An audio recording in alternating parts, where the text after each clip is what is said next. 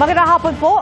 Direkta nang inatake ng Amerika ang Iran at 3 nuclear facility ng Iran ang binomba ng US military ayon kay President Donald Trump. Kabilang dyan ang pasilidad na dahil nasa ilalim ng lupa ay tinarget ng bombang kayang bumaon at sumabog sa ilalim na Amerika lang daw ang meron. Nakatutok si Mav Gonzalez. The U.S. military carried out massive precision strikes on the 3 key nuclear facilities in the Iranian regime.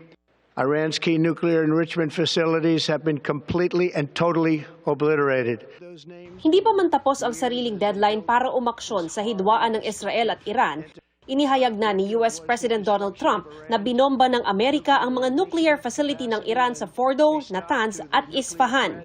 Base sa ulat ng isang local media, sinabi ni Trump na 6 na bunker buster bombs ang inihulog ng militar sa Fordo, habang ang iba pang nuclear sites pinuntirya ng 30 Tomahawk missiles. Our objective was the destruction of Iran's nuclear enrichment capacity and a stop to the nuclear threat posed by the world's #1 state sponsor of terror. Isang di nagpakilalang US official ang nagsabing nagpalipad sila ng B-2 bombers, ang jet fighter na kayang magdala ng mga bombang bumabaon sa lupa para mapasabog ang mga underground facility ng Iran. Banta ng Amerika sa Iran, kung hindi ito titigil sa mga pag-atake sa Israel, hindi dito nagtatapos ang pag-target nila sa ibang pasilidad ng Iran. There will be either peace or there will be tragedy for Iran far greater than we have witnessed over the last 8 days. But if peace does not come quickly, we will go after those other targets with precision, speed, and skill. Nagpasalamat naman ang Prime Minister ng Israel sa Amerika. Congratulations, President Trump. Your bold decision to target Iran's nuclear facilities with the awesome and righteous might of the United States will change history. President Trump, I thank you. Naalarma ang Secretary General ng UN sa anyay banta sa kapayapaan at seguridad sa iba't ibang bansa. Panawagan nila sa iba pang bansang kasapi ng UN na pahupain ang tensyon. Nagpahayag din ng pagkabahala sa aksyon ng Amerika ang iba't ibang bansa, habang ang grupong Houthi sa Yemen na kampi sa Iran nagsabing handa silang gumanti. Ang Iran palaban pa rin, gumuhit sa langit ng Jerusalem at West Bank ang mga bakas ng Iranian missiles. Pero ayon sa kanilang Prime Minister, lubhang mapanganib ang nangyari.